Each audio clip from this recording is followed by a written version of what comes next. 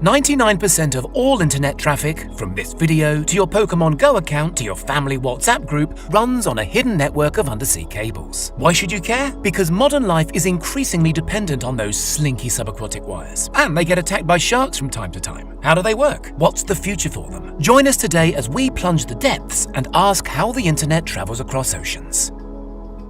According to the authoritative Submarine Cable Map website, there are currently 493 active or actively under construction subsea internet cables crisscrossing the globe. These range from the relatively modest 300-kilometer Azerbaijan to Turkmenistan wire running under the Black Sea, to the absolutely gargantuan 6,600-kilometer Marea cable linking Virginia Beach in the US with Bilbao in northern Spain. Marea weighs the same as 24 blue whales, apparently. The firms laying down this serpentine superhighway, worldwide there's now 1.5 million kilometers of undersea data wires, are cagey about how much it all costs. But professional estimates indicate a typical transoceanic cable should set you back between $300 and $400 million, which seems like a lot because they're not especially thick, typically around the girth of a garden hose, and that includes layers of protective thixotropic jelly around the all-important fiber optic core, plus multiple plastic sheaths and copper wiring to power the thing. But even so, on average they can ferry an awesome 100 gigabytes per second in data, with newer and forthcoming cables able to transmit 400 gigabytes per second. So how does so much data fit down such slim channels? Part of the answer is an extremely sophisticated data wrangling technique known as dense wavelength division multiplexing. Put simply, dense wavelength division multiplexing lets data providers use more than one wavelength of light to convey information fiber optically. Instead, several wavelengths are employed simultaneously and stacked, creating astonishing data speeds. This happens at buzzing, data center-like landing sites at either end of the cable. Are the cables just straightforward long wires? Not quite. Every 70 to 100 kilometers or so along the seabed, cables are punctuated with so-called repeaters. These essentially serve as amplifiers, keeping the signal strength up to par over long distances. That's why the cables incorporate copper conductors, by the way, carrying up to 10,000 volts of DC to power the repeaters. How are the cables laid? They're first coiled into vast cylindrical drums on specialized cable-laying ships. As much as a year's planning and charting will go into plotting the perfect transoceanic route. Bad locations for undersea cables include anywhere volcanic, or anywhere especially earthquake or mudslide prone, or anywhere heavily trawled by fishermen. The cable is spooled out the back of the ship at a sedate pace of around 10 kilometers an hour. If the ship encounters bad weather,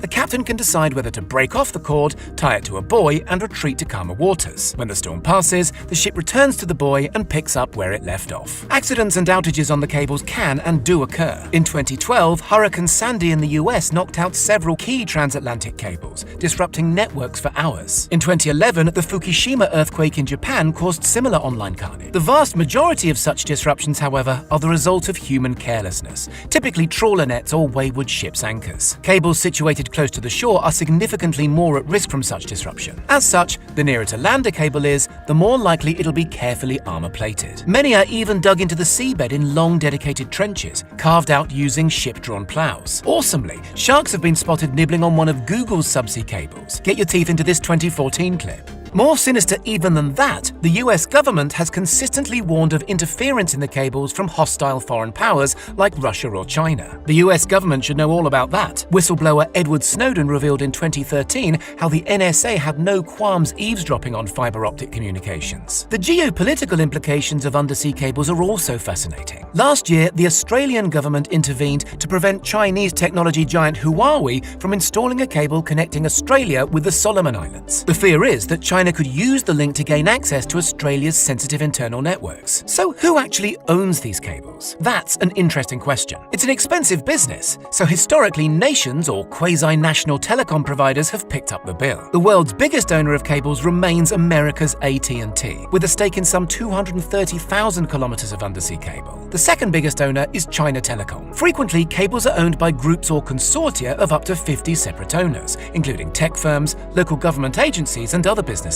And while this model helps spread the initial cost, it's less helpful when something goes wrong and nobody can agree who has to put on a wetsuit and do something about it. Increasingly, big tech is recognizing its scope for growth is limited by the undersea cable network. So over the past few years, the overwhelming majority of investment in undersea cable infrastructure has come from companies like Facebook, which currently owns nearly 100,000 kilometers of cables. Google owns roughly the same amount. Amazon has its own massive private network, hooking up the online giant's its mighty AWS data centers through cables traversing the Atlantic, Pacific, and Indian Oceans, plus the Mediterranean, and the Red Sea, and the South China Sea. The tech giants like to frame these vast environmentally disruptive infrastructure projects as civilization-enhancing largesse on their part. But they're also shareholder companies, remember, who know perfectly well that increasing the number of human beings online is the only way they can continue to grow. Hang on a second, you're probably thinking, what about Starlink? Isn't our old mate Elon about to make the internet wireless any day now? For now, cable is by far the cheapest and most efficient means of yeeting vast packets of data over incredibly long distances fast. Even normally bullish Musk says Starlink is only aimed at people who don't presently enjoy access to high-speed fiber. But who knows how that'll pan out in a decade or two. For now, the future is very much undersea cables. Only this summer, Google and Facebook announced a joint initiative to build an undersea cable named Apricot. Apricot will link up Singapore, Japan, Guam, the Philippines, Taiwan, and Indonesia by the year 2024.